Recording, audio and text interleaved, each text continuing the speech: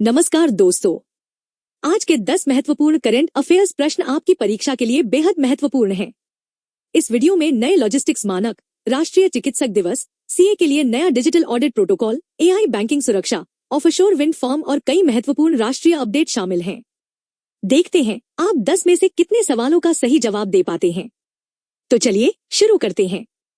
पहला सवाल, राष्ट्रीय रसद नीति से जुड़ा यह सवाल महत्वपूर्ण है। प्रभावी होने वाले नए रसद मानकों का मुख्य उद्देश्य क्या है? ए. परिवहन लागत को एकल अंक में लाना। बी. केवल रेलवे माल ढुलाई को बंद करना। सी. सीमावर्ती क्षेत्रों में सड़क निर्माण पर रोक। डी. निर्यातकों के लिए नई सब्सिडी का अंत। सोचिए सही जवाब।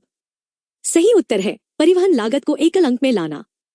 व्याख्या, राष्ट्रीय रसद नीति के तहत एकीकृत डेटा एक्सचेंज प्रणाली लागू की जा रही है, जिससे माल ढुलाई तेज, सस्ती और अधिक प्रभावी बनाई जा सके। दूसरा सवाल, राष्ट्रीय चिकित्सक दिवस से जुड़ा यह सवाल महत्वपूर्ण है। भारत में 1 जुलाई को मनाए जाने वाले राष्ट्रीय चिकित्सक दिवस का मुख्य उद्देश्य क्या है? ए. स्वास्थ्य सेवाओं का निजीकरण। बी. चिकित्सकों की सेवा और डॉक्टर बिधान चंद्र रॉय के योगदान को सम्मानित करना। सी. स्वास्थ्य बजट का वितरण। डी. मेडिकल छात्रों के लिए नई स्कॉलरशिप। सोचिए सही जवाब। सही उत्तर है चिकित्सकों की सेवा और डॉक्टर बिधान चंद्र रॉय के योगदान को सम्मानित करना। व्याख्या, यह दिवस डॉक्टर बिधान चंद्र रॉय की जयंती और पुण्यतिथि के अवसर पर चिकित्सा क्षेत्र में उनके योगदान और सभी चिकित्सकों की सेवाओं के सम्मान में मनाया जाता है। तीसरा सवाल, चार्टर्ड अकाउंटेंसी से जुड़ा यह सवाल महत्वपूर्ण है। चार्टर्ड अकाउंटेंट्स के लिए कौन सा नया डिजिटल ऑडिट प्रोटोकॉल लागू हो रहा है? ए. वैश्विक लेखा मानक। बी. पेपरलेस ऑडिट और ब्लॉकचेन वेरिफिकेशन। सी. नकद लेनदेन का पूर्ण प्रतिबंध। डी. विदेशी मुद्रा के लिए नया टैक्स। सोचिए सही जवाब। सही उत्तर है पेपरलेस ऑडिट और ब्लॉकचेन वेरिफिकेशन। व्याख्या, आईसीआई की स्थापना दिवस के अवसर पर ऑडिट प्रक्रिया को अधिक सुरक्षित, पारदर्शी और डिजिटल बनाने के लिए यह नई व्यवस्था लागू की जा रही है। चौथा सवाल, जीएसटी से जुड़ा यह सवाल महत्वपूर्ण है। जीएसटी दिवस के अवसर पर कौन सी नई कर अनुपालन सुविधा शुरू हो रही है? A. GST in 1 click. B. E invoicing का दूसरा चरण। सी. नकद कर जमा करने की सुविधा। डी. जीएसटी की समाप्ति। सोचिए सही जवाब। सही उत्तर है ई इनवॉइसिंग का दूसरा चरण। व्याख्या, इस चरण में छोटे व्यापारियों के लिए भी इनवॉइसिंग व्यवस्था को लागू किया जा रहा है, जिससे कर प्रणाली अधिक पारदर्शी बनेगी। जीएसटी दिवस 1 जुलाई को मनाया जाता है। पांचवा सवाल, पर्यावरण से जुड़ा यह सवाल महत्वपूर्ण है। प्लास्टिक मुक्त भारत अभियान के तहत क्या अनिवार्य किया गया है? ए. प्लास्टिक की बोतलों पर recycling QR code. B. Plastic के उत्पादन पर पूर्ण प्रतिबंध।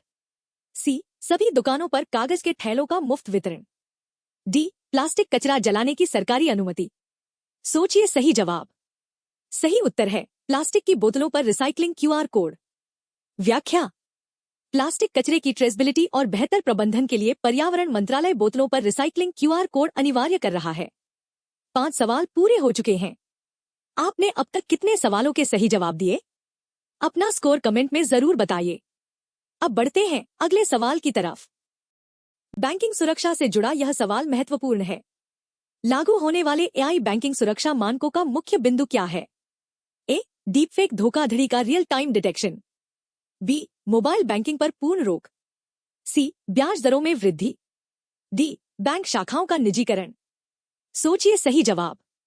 सही उत्तर है डीपफेक धोखाधड़ी का रियल टाइम डिटेक्शन।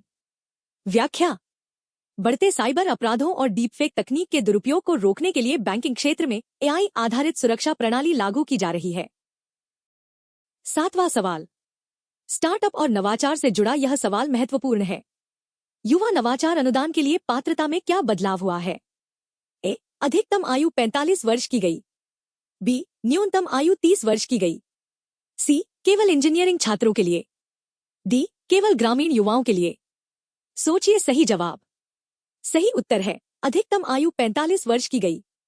व्याख्या, सरकार ने अधिक लोगों को स्टार्टअप और नवाचार से जोड़ने के लिए इस योजना की अधिकतम आयु सीमा बढ़ाकर 45 वर्ष कर दी है। 8वां सवाल, स्वास्थ्य से जुड़ा यह सवाल महत्वपूर्ण है। राष्ट्रीय स्वास्थ्य प्राधिकरण किस नई सुविधा को आम जनता के लिए शुरू कर रहा है? एआई स्वास्थ्य परामर्श पोर्टल। बी ऑनलाइन अस्पताल बुकिंग। सी मुफ्त दवाई वितरण पोर्टल। डी डॉक्टर का घर आने की सुविधा।